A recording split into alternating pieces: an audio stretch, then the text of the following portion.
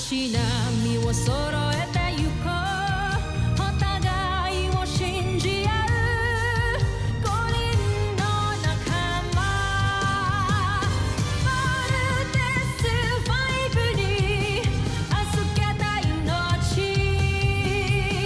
飛ぶぜ宇宙の果てまでもみんなの笑顔ももう近い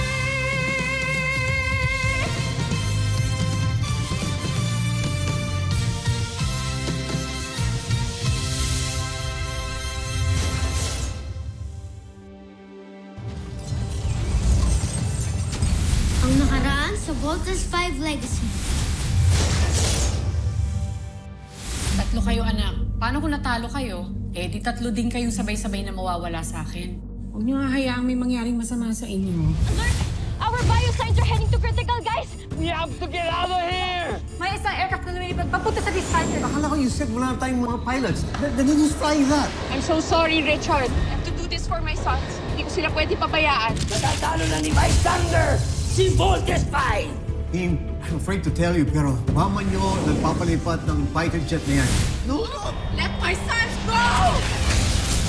What are you attempting, Marianne? Marianne, abort! Abort! Anak, mahal na mahal ko kayo. Mama!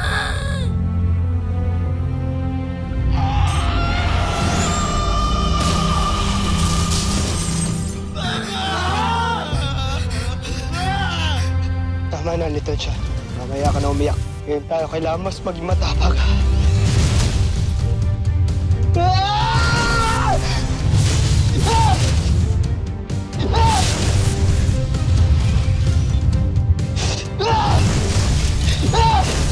Iganti na natin si Mama. Big Bird, raise your sword.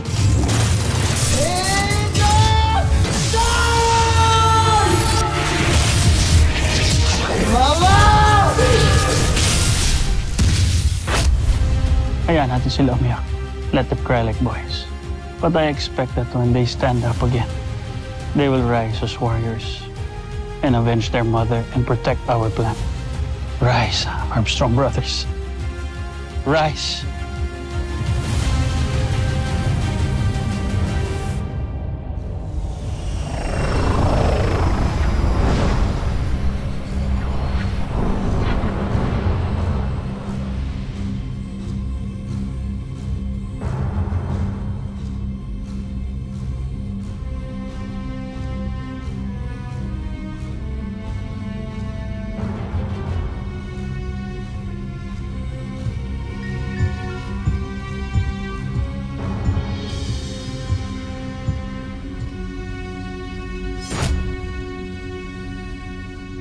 Sa pangalawang pagkakataon, muli ninyo akong binigo!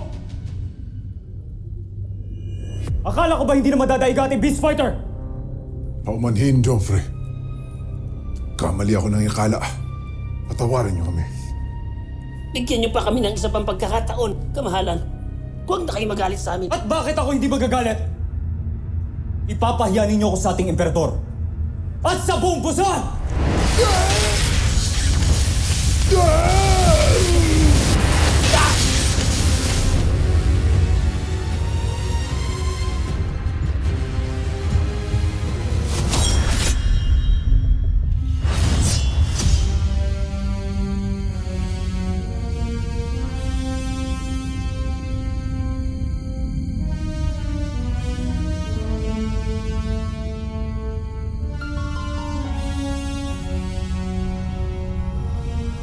Handa akong ialay ang aking buhay para sa'yo, Joffrey.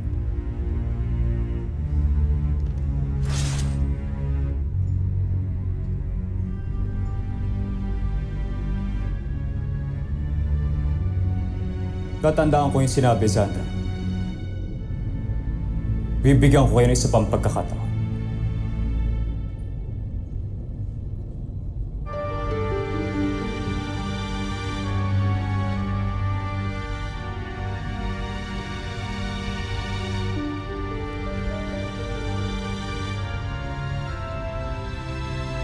Pabayaan niyo akong bumawi sa inyo, Joffrey. Pinapangako ko, hindi ko na kayo bibiguin pa. Pagbibigyan kita, Draco. Magkamali ka ulit, parurusahan kita. Adjust up, Joffrey. Tusintak. Sa pagkakataong ito, sinisiguro ko, mananalo na tayo. Kung ganon, ano pang ginagawa nyo? Simulan nyo na magplano magsilayas kayo sa harapan ko!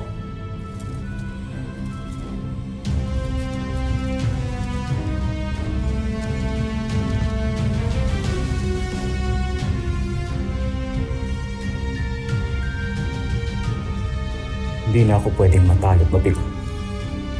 Hindi ako pwedeng matulad sa aking ama. Nakahihiya ng tinulad sa buong pusa. Kailangan ko nang sakupin ang planetang ito sa lalong madaling panahon.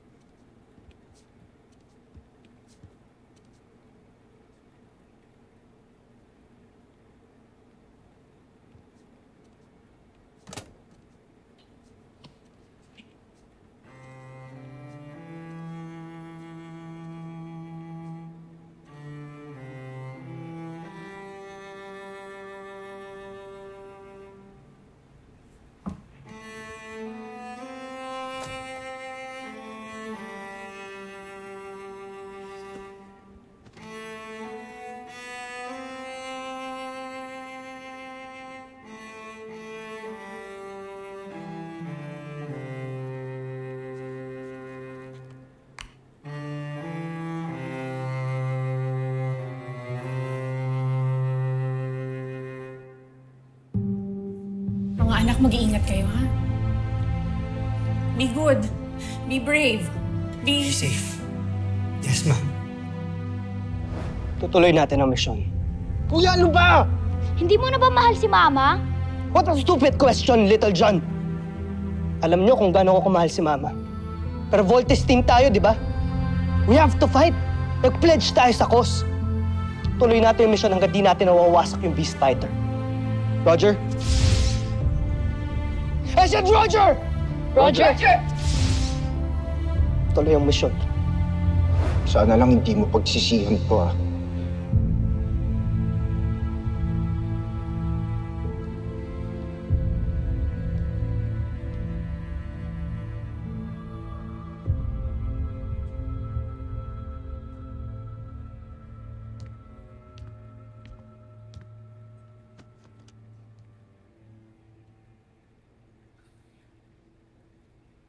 Wala na si Mama.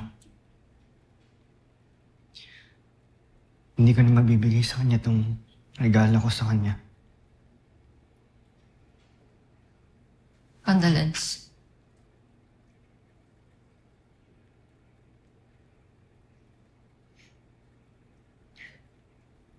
Alam mo ako yung sinisisi nila, Big Bird.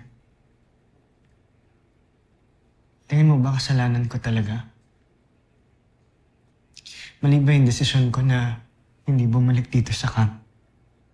Kaya namatay si Mama?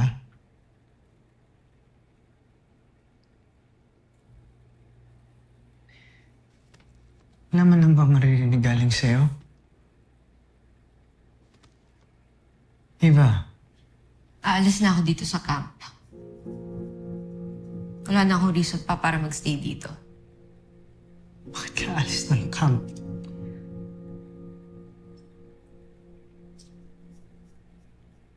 Hindi pa talaga? Nanamatayan ako, ngayon ka pa aalis. Ba't di ka magpa-comfort kay Jamie? Total, may gusto ko naman pala sa kanya, di ba?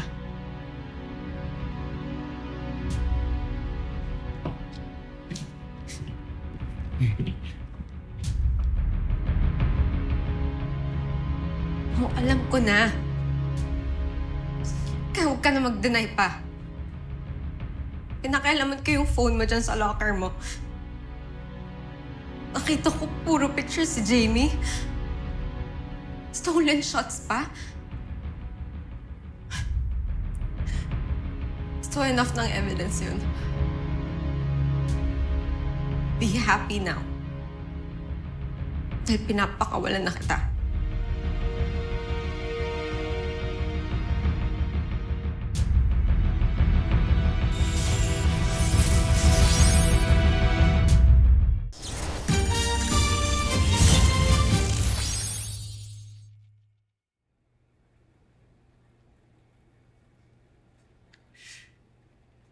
Yes. Aminin ko may gusto ko kay Jamie. Pero hanggang doon lang yun. I'm not going to act on it. Hindi kita lulukuhin. Okay? Tingin mo ba uunahin ko pa yun kaysa sa nanay ko? Ava, I just lost my mother. Yung mga kapatid ko galit sa akin. Yes, kung gusto mo umalis, hindi kita pipigilan, pero wag naman sana ngayon. Kailangan kita eh.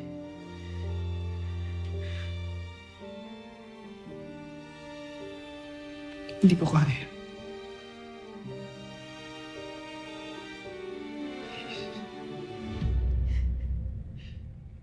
Ava.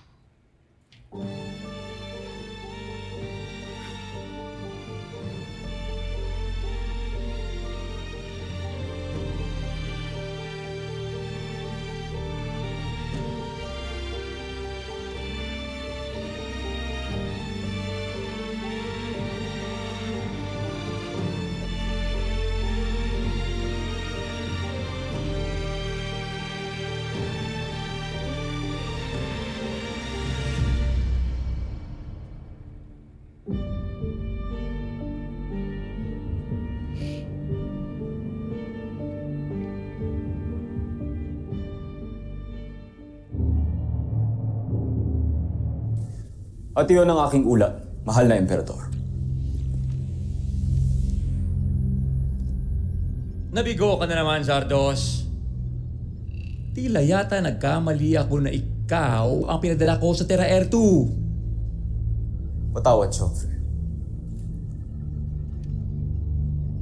Gaya ka rin pala ng iyong ama. Wala ka rin magagawang maganda para sa Busan. Huwag mo kong ihalin tulad sa isang traitor. Hindi ko siya pinaslang para may halin tulad sa kanya. Joffrey. Kung gayon, patunayan mo ang iyong sarili. Hanggat hindi mo nasasakop ang Terra Air 2, kasing baba ng iyong ama ang magiging tingin ko sa'yo. Naiintindihan mo ba, Zardos?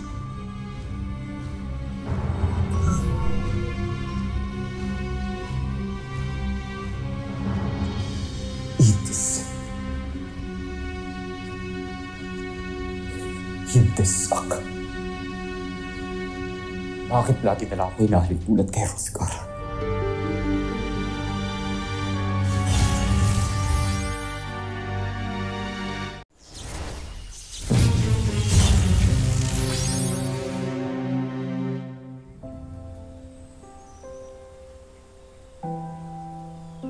Bro, Little John. Condolence ulit ah.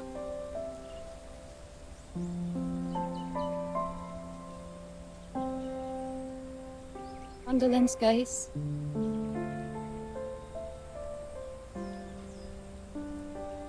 We're all very sorry for your loss.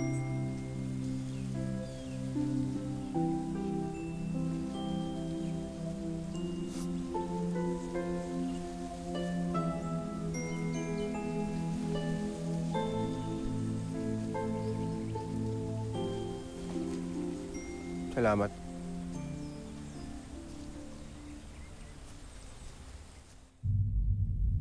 Hindi na ako makapaghintay sa ating tagumpay, mahal ko. Sa sandaling mangyari yon, nais kong bumalik tayo agad sa Busan. Nang sa gayon ay may handa na natin ang ating pag-iisang dibdib.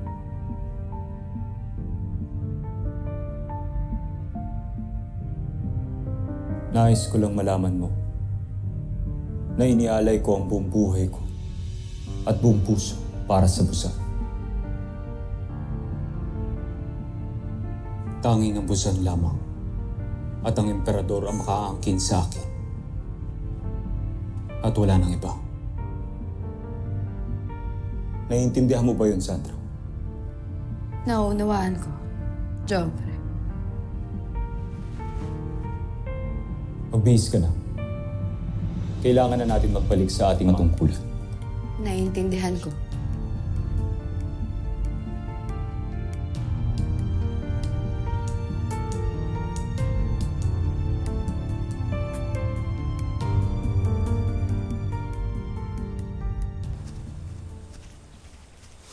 Sige, umalis kayo. Total fake naman yung puntod ng nanay nyo. Nananadya ka ba talaga? Gago ka talaga eh, no? Oy! Ano meron dito? Kuya, siya ang may kasalanan. May sinabi siyang di maganda tungkol sa mama natin. Pagsalitaan mo na kami ng masama, wag lang yung mama namin, ha? Wala akong sinasabing masama. Kayo lang talaga yung sensitive sa pagkamatay ng nanay nyo. Sobra ka na, ha? Oy! Bigmart! Ma! Diba? Uy ka lang. Seriously? Little John, pati ba naman yung mga kapatid ko papatulan mo? Ano ba ang problema mo? Hindi mo ba nakikita at takihin nila ako? Paano pag ako yung matake sa'yo? Ha? Kaya mo ba? Ha? Kaya mo? Sige na, kuyog na to! Go! Kagatin mo yan. Sige, Little John, ano? Ano? Tumigil kayo! Kayaan nyo kaming dalawa. Matagal na akong pegon sa isang to. Sige, matagal na rin akong busit sa'yo. Sige, Laban! kuya, huwag kang papatalo! Lumpuin mo yan!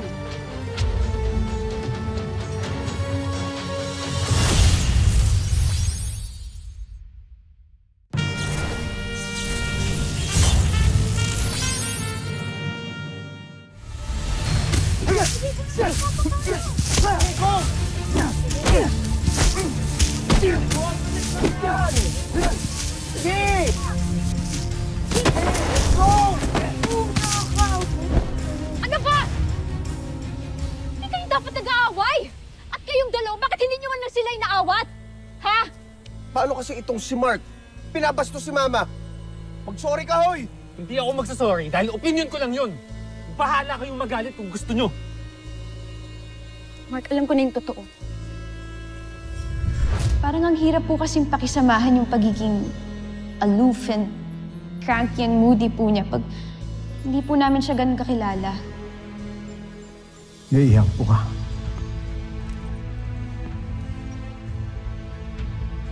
Oh yes. Sige, ikwento ko sa iyo ang nangyari sa buhay ni Mark. Kaya ka lang naman din kakaganyan kasi galit ka sa nanay mo, di ba? Dahil inabandon ka niya. Pinabayaan ka niya, di ba?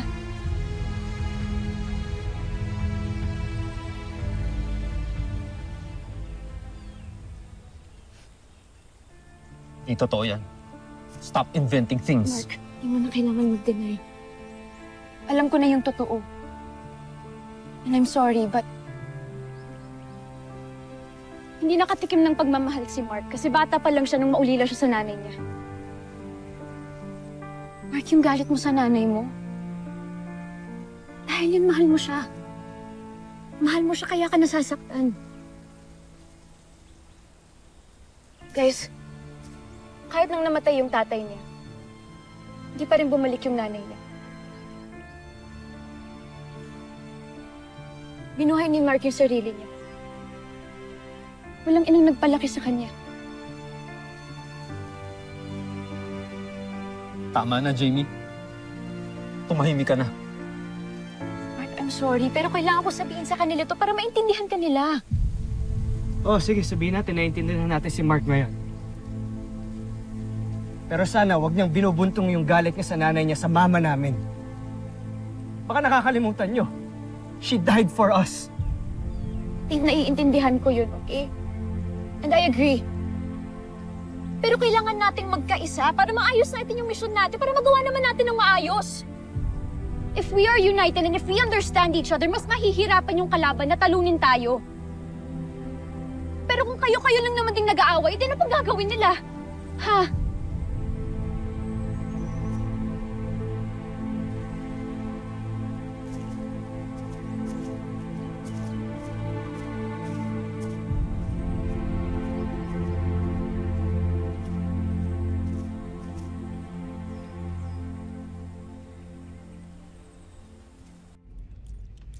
Mark, it's Jamie.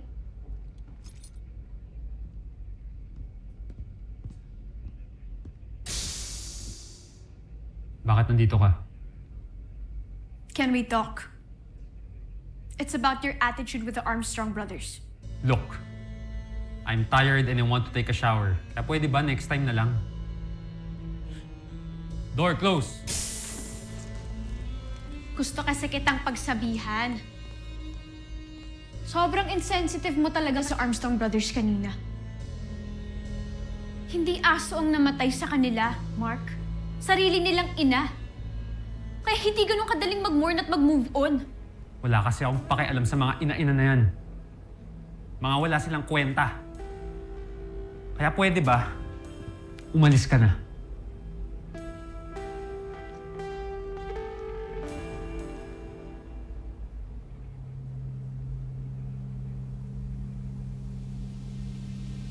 Di ba ang sabi ko umalis ka na? Why are you being so evasive?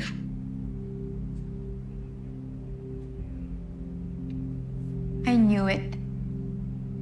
May tinatago kang pain dyan sa dibdib mo, no? Gusto mo talaga makita tinatago ko sa dibdib ko?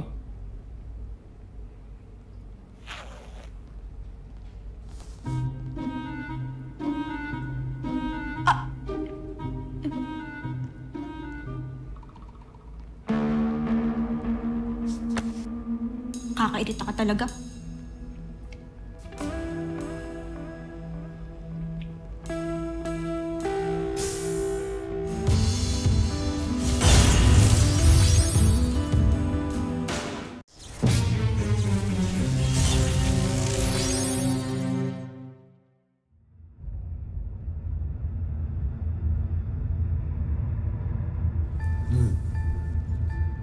Joffrey. Sinimulan niyo na bang buuin at palakasin ang susunod nating beast fighter? Oo, Joffrey. Kasalukuyan ang pinapalakas at binubuo ni General Zul sa kanyang laboratorio ang bago nating beast fighter. Yon ay si Gardo. Upang lalo itong maging matalas at mahusay sa pakikipagdigma. General Draco, anong pinagkaiba ng beast fighter na ito sa ibang mga pinapadala natin noon? Bakit parang kampante ninyo dalawa? Pinag-aralan kong mabuti si Voltes 5. At natuklasan ko, ang pinakamalakas, premyado nitong armas, ay ang laser sword.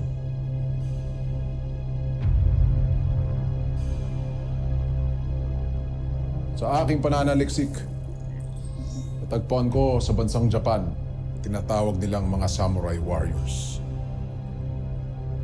Sa mga magigiting na mandirigmang ito, binasi ko ang lakas, liksi at galing ng ating bagong beast fighter na si Gardo.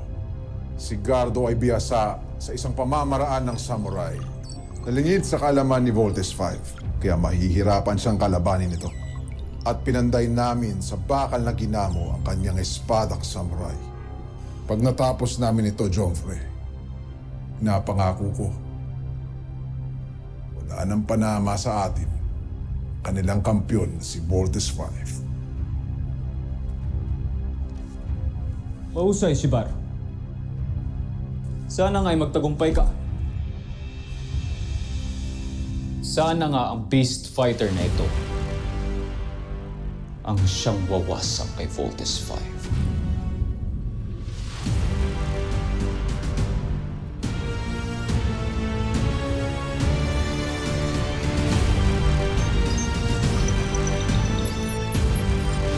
Susunod sa Voltes 5 Legacy. Oo lang, hanggang ngayon, di ko nga alam ba't kami iniwan ng nanay ko. Gusto mo bang maalam ko ang nanay mo? What if iniwan niya kami para sa iba? What if may iba na siyang pamilya? Anak, yung mas mahal niya kaysa sa akin. At least, alam mo, Kaya sa hula ka ng hula. Umalis mo ng camp si Big Bird, Dr. Smith. Mabas Big Bird sa main gate, papuntang mainland. Hayaan niyo siya. Guys, been through a lot. Kailangan din makahinga ni Big Bird. Oy! Sabi ng lutong sige! Loko! Kaibigan kita. Kababata pa kita. Bagay. Pero ikaw, friend ba yung tingin mo sa akin? Sorry, what? Kamusta ang iyong beast fighter? Malapit ko na siyang ipakilala sa inyo. Hindi na ako makapaghintay pa. Nais kong ako mismo magpapatay sa kanila.